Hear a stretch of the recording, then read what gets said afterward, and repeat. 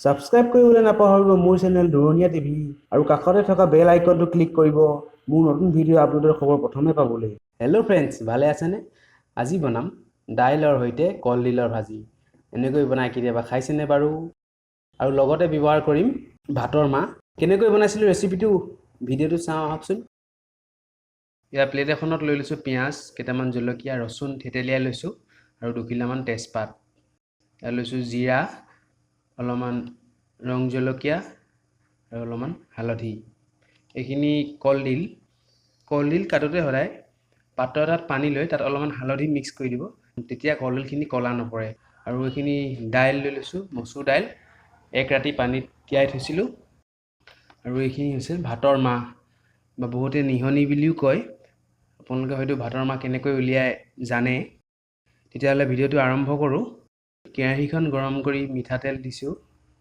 মিঠাতেল গৰম হ'ল, এতিয়া তেজপাত কেইখিলা দি অলপমান লৰাই লগতে পিঁয়াজখিনিও দিম।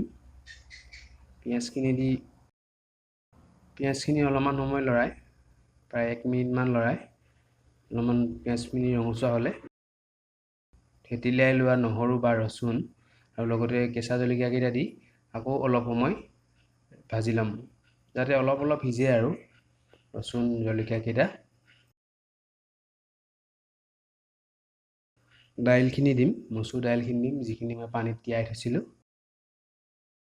দাইলখিনি অলপমান লৰাই দিম পিঁয়াজখিনিৰ লগত, যাতে মিহলি হৈ যায় ভালকৈ। এতিয়া তাৰ পাছত তাত মছলাখিনি দিম, জিৰা, ৰং জলকীয়া গুড়ি আৰু লগতে হালধি। লগতে অলপমান নিমখ দিম, নিমখ কমকৈ দিছোঁ, আকৌ এবাৰ নিমখ দিব লাগিব। সেইখিনি দি ভালকৈ মিক্স কৰিম। মিক্স কৰি গেছৰ ফ্লেমটো মিডিয়াম কৰি 2 মিনিটমান সিজিবলৈ দিম আৰু মাজে মাজে লৰাই থাকিম, নহ'লে কেনেবাকৈ লাগি ধৰিব কেৰাহীত।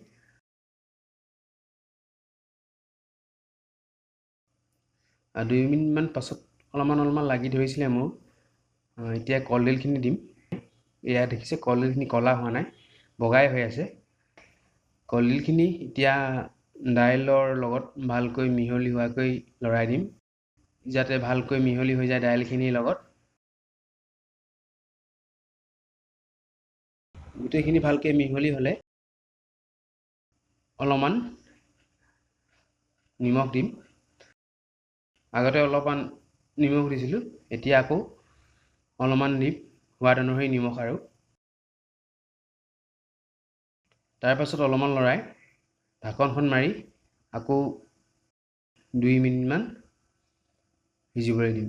এতিয়াও আকৌ মাজে মাজে লৰাই থাকিম, নহ'লে লাগি ধৰিব। লাগি ধৰিলে খাই বেয়া লাগিব কলডিলখিনি।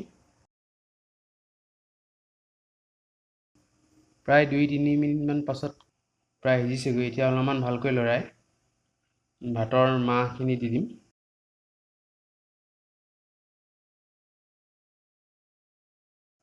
ভাতৰ মাহখিনি দি অলপমান সময় লৰাই আকৌ 2 মিনিটমান ঢাকনখন মাৰি মিডিয়াম ফ্লেমতে সিজিবলৈ দিম। মই কলডিলৰ ৰেচিপি আগতে বনোৱা নাছিলোঁ, এইটো প্ৰথম কলডিলৰ ৰেচিপি বনাইছোঁ। নিশ্চয় আশা কৰোঁ আপোনালোকে ভাল পাব ৰেচিপিটো। এয়া 2 মিনিটমান পাছত ভাতৰ মাহখিনি শুকাই গ'ল, অলপমান গ্ৰেভি টাইপ হৈছে, থুপথুপীয়া হৈছে অলপমান। এতিয়া গেছৰ ফ্লেমটো বন্ধ কৰি থৈ দিব আৰু গৰমে গৰমে ভাতৰ লগত খাওক। দেখিলে ইয়াৰ সহজভাৱে বনোৱা মই কলডিলৰ সৈতে দাইলৰ ভাজি, আপোনালোকে বনাই চাব কেতিয়াবা ঘৰত।